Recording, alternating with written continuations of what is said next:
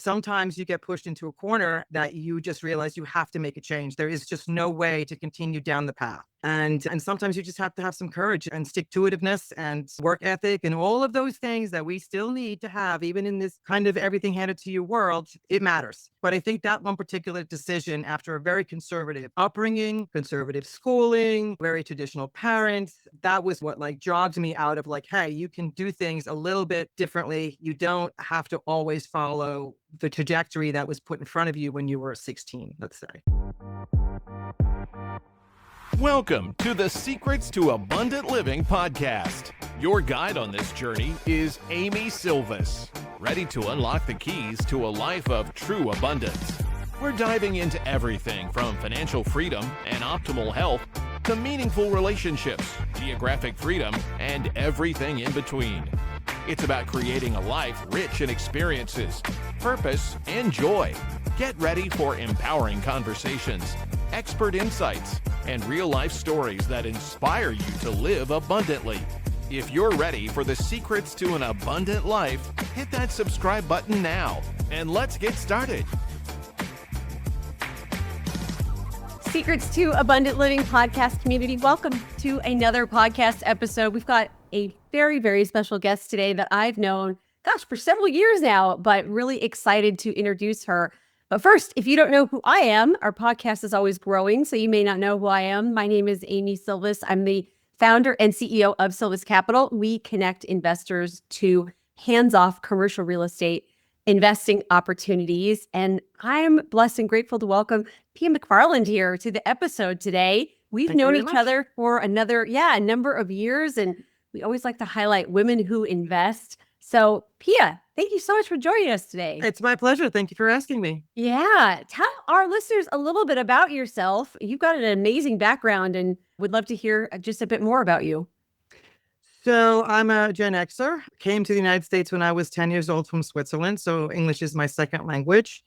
And went through the American school system, just like most of us do, regular school system, went to college, university, got a political science degree, a German degree, none of which has any relevance to what I do today. I started working in the essential oils industry for flavors and fragrances right out of college, and am now working and have just celebrated my 25th anniversary, actually, with a German citrus ingredients manufacturer. I started their distribution here in the United States in 2000 by myself as a 35-year-old young mom of a 3-year-old, and have been working with them ever since. Absolutely incredible. And where do you live?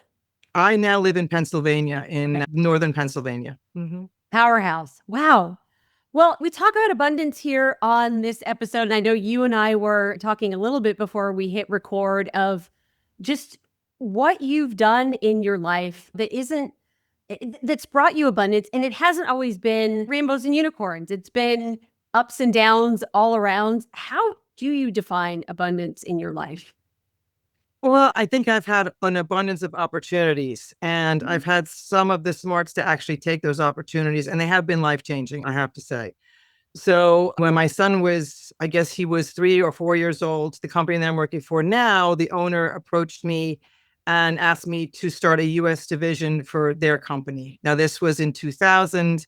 I was not in this sector at all, but I was desperate to get out from what I was doing, and just wasn't getting the kind of help I needed as a young mother with her kid in daycare, traveling at 4:30, 5:30 in the morning to take the kid to daycare, spend a 12-hour day doing the corporate grind, and then doing all of that every day for 5 days, and so on and so forth. So I took this pretty risky, what I didn't realize could have been career suicide option, because I was desperate to find a better way to manage being a mom and being a working mom. And so because I had to, I made it happen. And now I have a team. I have a full company here, a multimillion-dollar company that I established for the German manufacturer, and we're expanding. So that gut check at 35 really was probably the biggest change. And it was because I was starved for time, and I was starved for additionally more money, but I had no choice. And I'm so glad I took that opportunity. So that abundance that came my way, and that really, really good opportunity, I took it despite the fact that I got a lot of advice not to. because sometimes you get pushed into a corner that you just realize you have to make a change. There is just no way to continue down the path. And sometimes you just have to have some courage and stick-to-itiveness and, work ethic and all of those things that we still need to have, even in this kind of everything handed to you world. It matters. So translating that into other parts of my life, I was skydiver. I have gotten into pistol shooting. I have been open to things that are maybe not traditionally for females, or they're not traditionally done, that are tangential or maybe more esoteric as a sport or as a hobby. But I think that one particular decision, after a very conservative upbringing, conservative schooling, very traditional parents, that was what jogged me out of hey, you can do things a little bit differently. You don't have to always follow the trajectory that was put in front of you when you were 16, let's say. Wow. I think you're the first person out of all of our dozens and dozens of guests to frame abundance as kind of opportunities and seizing them. I really love that framework, because the truth is, if we're looking, and sometimes it is when we're backed into a corner, but maybe it isn't always, there are options. We can choose your own adventure in life, but some things may seem less appealing. You may be getting aggressive advice from people discouraging you. But, the fact that sometimes out of necessity, sometimes out of desire, that we do have those choices, and paying attention to that is quite powerful. And I love that you mentioned you do non-traditional things that maybe women don't traditionally do. I feel like it's more common maybe with the younger generation. I'm right on the cusp myself of Gen Y and Gen X. I'm a Xennial, as they say. So I kind of understand that, make up our own little term. But, in my mid 40s, I definitely feel like women of our generation have paved the way to say, hey, what is it that you want, instead of just modeling yourself after what society has told you to do. So I think that's a really special point that you bring out. And even on the investing side, you've invested in some of our deals. And I'm amazed at the number of women I talk to that say, I don't want to learn how to invest. I can't do this. My husband takes care of all of this. I don't feel that I'm capable. As a woman in this space, people assume that most of my investors are women, and they're not. About 95% of my investors are men. And I've been trying to crack this code, not just investing in personal finance, but in all aspects of life, of how do we get women to feel kind of what it sounds like you exhibit of, hey, you can chart your own path. You can create this abundance depending on how you define it. What do you think about that? I think that's a real challenge for you, because people have told me, and I will say it, I think I'm a bit of a unicorn when it comes to women in business and so on and so forth. And how to reach out to women, I think it really comes down to just giving them some courage. I don't understand why women who are probably see themselves as very liberated, they don't feel like they're stuck in the kitchen, have their careers, they feel like they can do anything, right? Or at least they pay lip service to it. I don't mean to be mean, but that's certainly what I'm hearing out there in the space. And at the same time, you're down with the patriarchy, but then somehow this is okay. So why are you abdicating this very important part of your future, your life, your decision-making, and your ego, let's say, and your self-worth to someone else? Whether you trust them and you're going to be married forever and you have all the great intentions, that's all well and good. But if you want to have a hand in all the decision-making with everything else that goes on in your life, and you demand equal space, you want to take up space, and all of the things that we hear all the time, it seems lazy to me to use that as a cop-out.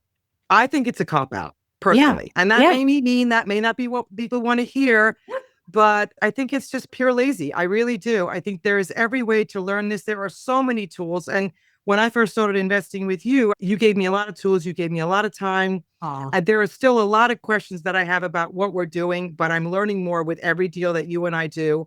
And I trust you implicitly. And I really love the work that we do together. And you've opened my eyes to a completely different aspect of investing that I am taking responsibility for, right? And I am learning, but I have that responsibility. Nobody else does. So the point is to get away from just the financial advisors, just the picking a couple of stocks that Joe Schmo says you should buy, or just buying the physical gold, and also getting into this space.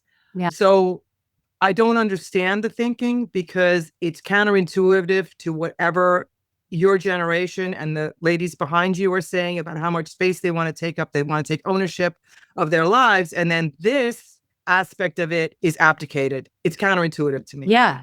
I didn't mean to put you on the spot. okay. That's How you okay. live and that kind of your attitude and mindset towards things really perfectly exemplifies where I want more women to go. Have you read the book? It's okay if you haven't. Rich Woman by Kim Kiyosaki. No, I have not. Okay. I recently read it again, and a statistic that really jumped out at me is of the elderly living in poverty, 3 out of 4 of them are women. Yet 80% of women were not poor when their husbands were alive. So this whole idea of kind of women in the latter parts of their lives, because we live longer than men, if they were married and then their husband dies and suddenly they're cast into poverty is heartbreaking beyond words to me. And to think of, gosh, how can we empower women to be able to go on that journey and feel like they're capable? I think it starts when they're young, right? Really do. It has to be. It Yeah, has to be. yeah. And I think our school systems don't really educate our teenagers and our high schoolers.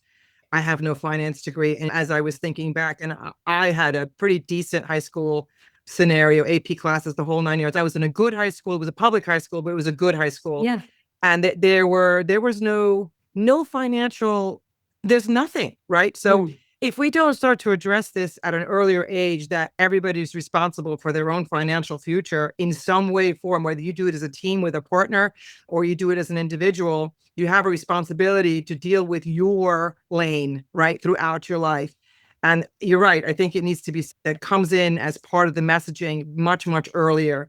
We do so much indoctrination in our schools today on so many levels for so many social issues. How about we introduce a half an hour a day of just financial acumen, which would benefit both the men and the women. And let's face it, there's men out there that are making really bad financial decisions too. So, but I hear what you're saying. I think women need to take ownership of this part of their lives in a more meaningful way to ensure their future. And that fact is actually quite daunting. I did not know that was the case. Ooh, yeah. The book's kind of old, so maybe the statistics have changed, hopefully. Probably for the worst. Probably for the worst. Yeah, yeah. So going back to this abundance mindset and how you cultivate abundance in your life, was there ever a pivot point, Pia, when you thought, okay, I need to change my outlook on this, or I need to change or be more purposeful in creating abundance? Or have you always had this same definition throughout most of your life? I think for me, financial insecurity was the driver for a very long time. My parents, they did okay, but it was their money. Like the boomers, it wasn't like, you having trouble, here's a check. Like we handle it with our kids now today, which I'll get to in a minute.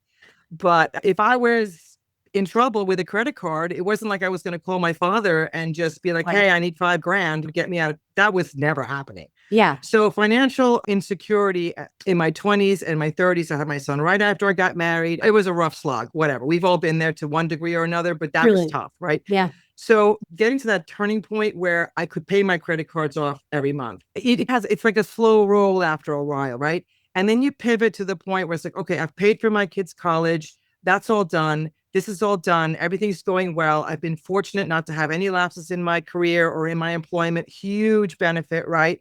Yeah. So there's an abundance, right? I've been employed. I'm in a sector that requires length of time, experience. I'm very fortunate. So 3 years ago, I sold my house in New York right after the COVID era, and I moved to my weekender. So I'm now living in 900 square feet on 20 acres in the middle of nowhere in Pennsylvania. And I actually feel like I'm wealthier today than when I had my house in New York. I have more time. I have less upkeep, maintenance, whatever you want to call it. I have more savings. I have more opportunities to put money away. So the abundance of stress and lack of money at one point, right? And then it was an abundance of like, okay, I have a lot of stuff. I got a lot of cars. I got a motorcycle. I started doing this or doing that, a lot of hobbies, and I was able to afford all that. And now I'm consolidating. I'm making sure that everything's set for my kid, right? So he has some advantages that we didn't have. I mean, it's just harder for these kids. I don't care who says what. It's just harder.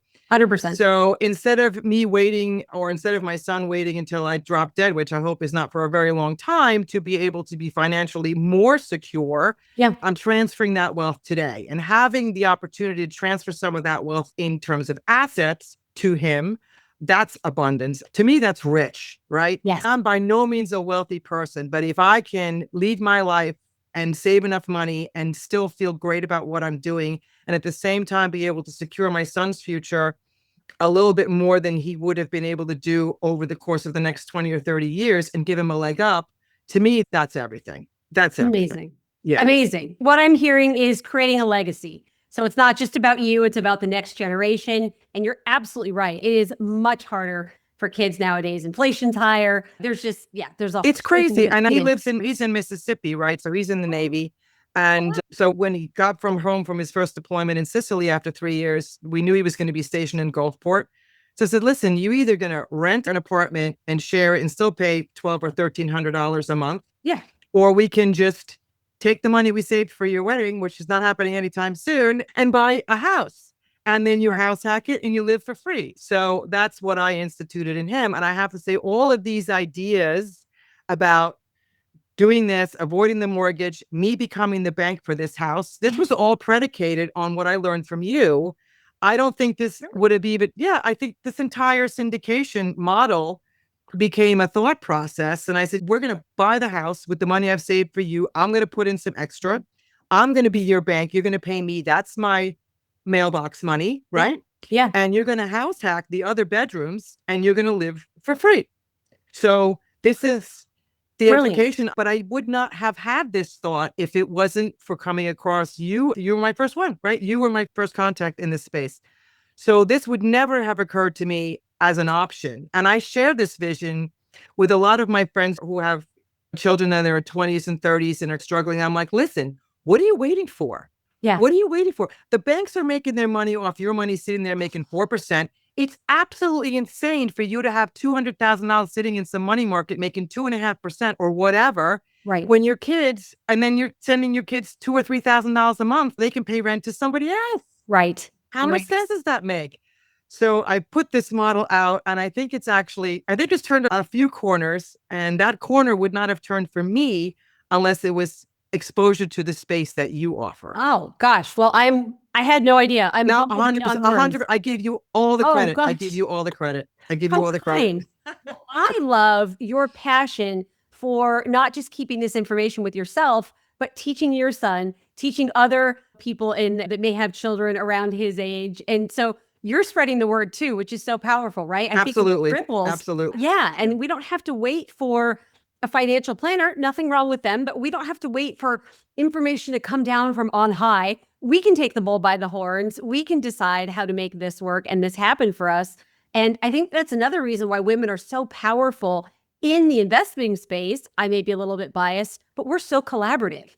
We are so collaborative. Women decide we're going to work together. We're going to share information. Not that men don't, but I think it is important for women to see how powerful they can be in this space because we're not afraid to ask questions or admit when we don't know something. Wow, I appreciate you sharing that. That's a really insightful. No, it really is true. And it changed my thinking on a few other things as well. And the syndication space, I had bought a rental in 2017 when Las Vegas was on its knees. Yeah. And I think I told you about this. I bought a single family home and I had some money laying around. I bought it and I rented it. I had no idea. This thing didn't pencil at all. But I didn't even know it didn't pencil. You know what I'm saying? Yeah. So you have to make mistakes. You're going to make mistakes. And it didn't cripple me, but it just kind of limped along. And I'm like, oh. And I still have that rental. After 7 years, it finally pencils. Good. Whatever, right? It is what it is. I learned my lesson. But I learned my lesson. And I'm like, okay, now I know what it's supposed to look like, right? And now I'm beginning to learn the language, the vocabulary, and the acronym, the NOI, this, that, the other thing, and learning how to make this all make sense. And then I also realized I didn't want to be an absentee landlord, right? I'm paying for a management company and all of the things that you specifically point out as benefits in syndication are things that I am dealing with this single family and all the costs and all the unknowns and all those things. So yes, it pencils to a degree. Good. But it's a lot of money tied up for not a lot of cash, let's just say, right? Yeah. By the time you get all done with it and paying the taxes on the income and everything else, I'm keeping it. At some point, it'll be great for my son to have as a rental. But honestly, I'd never expanded on that portfolio because I just don't like the model for myself. It's too much work. Too much work. Fair enough. And for some people, it works great. And it sounds like in your instance, you learned, it gave you a starting off point. Yes. I think that's a great point in this investment journey, as well as we're not going to get everything right off the bat. A lot of this is experiential learning, and you don't go too crazy, too big, too fast, right? Start a little bit smaller and you can learn along the way, pivot, and it can be invaluable to have that experience. So, and then like you said, you get to leave it to your son one day and he can operate that and learn as well. I love that. Exactly. My sister lives out there, so I do have somebody. If we need an eviction notice delivered, I have my brother-in-law. So I do have somebody out there, but Yeah. it was a learning curve. And just realizing, even though you can run a business in a different space, that doesn't mean that you understand real estate. They are not, obviously some of the numbers are the same, but there are a lot more things. It's just a completely different space. And I didn't know what I didn't know. All I knew is I had some money and this seems like a good idea and everybody's doing it. Yeah. So yeah. So that was my stumble. But like I said, over time, it paid for itself and now it's making some money. It doesn't have a mortgage on it anymore. It's fine. So that's okay. But it was necessary, I think, to realize that I didn't know everything and maybe I should check myself and learn some more, right? And be open to seeing some different options. So the syndication space is very interesting. And I really appreciate that being available to me. Have you ever thought about having multiple streams of income? Instead of relying on just one stream of income where you're trading your time for money, how would you like to free up more of your time and live a more abundant life? As a listener of the show, you're invited to attend one of our upcoming trainings where I'll give you an inside look into how you can add passive income and get all the other perks of recession-resistant real estate investing without the headaches of being a landlord. I'll also be sharing some hidden mistakes to avoid and the criteria I personally look for when evaluating potential investment opportunities. To reserve your seat for free, go to sylviscapital.com/webinar. Again, that special link to reserve your seat for free is sylviscapital.com/webinar. I look forward to seeing you on the training. And now back to the show. Yeah. Yes. Okay. Yeah. Well, I love that you mentioned you sound like a continuous learner. I don't mean to put words in your mouth, but obviously that's why you've had success in your personal career and you've extended that to the investing space. And it also sounds like to just creating the life that you want to live. I would imagine maybe growing up, no one talked about, hey, downsize, buy a smaller property out with a lot of acreage, and that's going to make you happy and fulfilled. You probably got messages of buy things, buy trinkets, consumerism, which if that makes you happy, there's nothing wrong with it. But it sounds like you did research from yourself to figure out what would make you happy at this stage in your life as well. Just so powerful. Right. Well, the weekend, it was this where I'm living now was our weekender. It's about an hour and a half from where I used to live. Okay. And we thought, okay, we'll sell the house in New York now because people were just throwing stupid money at Right. it. Yeah. So I'm like, okay, fine, let's just go and we'll go to the weekender and we'll figure it out from there. So we sold the house with all the furniture in it, dumped everything. I didn't take anything. And I gave tens of thousands of dollars of stuff away. I didn't need it anymore. Wasn't going to use it anymore. Everything had to go. And I'm not a hoarder. So it was nuts. And now I've been here longer than what we expected to be here. I don't hate it. And I have certainly not been keeping up with the Joneses. And I'm over it. I'm just over it. I'm over it. It's too much noise. It's too much stress. Yeah, if I want a really nice $7,000 watch, I'll buy it. But you know what? One will do. I don't need 5. Whatever, things of that nature. So I'm being financially secure. Again, that was the financial insecurity in my 20s was formative in my thinking, even today. And every once in a while, I get a credit card statement. We used to get them in the mail, the credit card bills. Oh, yeah. And it was always like, and I still, when I open it up, that email from Chase, I still get that little bit of anxiety. So I'm still not over it. So like, I feel like I have PTSD over this financial insecurity. It's not like I was ever homeless or I couldn't feed myself, but it was just close enough to have the anxiety. So for me, again, downsizing, looking at things, what I really want to do with my time. I'm going on 59. Like, hey, maybe there's other stuff that I could be doing other than working 60 or 80 hours a week and trying to make another $30,000 a year or whatever. Does it really move the needle? At some point, it just doesn't move the needle anymore. Right. Right. Yes. It just doesn't. Yeah. So I'm fortunate enough to be able to have that space to really redirect some of my thinking which only makes it easier for me to keep going in that direction. Huh? So it's been a very interesting last 5 years, I have to say. It has. Powerful. Yeah. So I'm putting myself in the listener's shoes right now. They're ready to run through a wall because I'm ready to run through a wall. I'm very inspired right now, but surely. No, but you've really taken ownership. I mean, you've really taken ownership. You've taken the steps. You're not afraid to admit that there have been bumps in the road. And you're not afraid to say, well, maybe what I want isn't necessarily what society tells me that I need. If someone is maybe 10 years behind you, 20 years behind you, thinking, I'm in a rat race, I'm doing what society tells me to do, and I just can't seem to grasp onto what really feels abundant to me. I'm feeling a lot of pressure from friends and family to live a certain way. What's Pia McFarland advice that you would give them? What are your words of wisdom? I know you got tune it out and listen to yourself. Honestly, nobody's paying those bills but you. Right. Nobody's feeling that stress but you. Nobody really cares what car you drive. Literally, no. You think they care. Nobody cares. Yeah. Nobody cares. And honestly, what other people think of me is none of my business. And that is, somebody said this to me, I don't know, 10 or 15 years ago. It didn't really resonate with me when I was in my 30s and 40s because I'm in sales. Of course, it's important what other people think of me. And then at some point, you just realize that what they think of me is none of my business. And I have to live this life. Yes. And if I drive a used car, that's a used car. If I don't have the fancy watch, I don't have the fancy watch. Do I need new clothes every year? Good God, no, you don't. I think it's changing. I feel like there's a bit of a switch with I don't even know what generation is coming up now. 3 behind me, maybe even 4. I don't even know. Alpha? I don't know. Yeah. I don't know. But if you're in your 40s and you're in that uncomfortable space where you're not 20-something anymore with all the world's open to you, you're 40 and you're pegged a little bit and maybe you don't like it, switching now rather than later is going to be a lot easier. And career changes at 40 and 50 are totally fine. Let's face it, AI is going to change everything on us.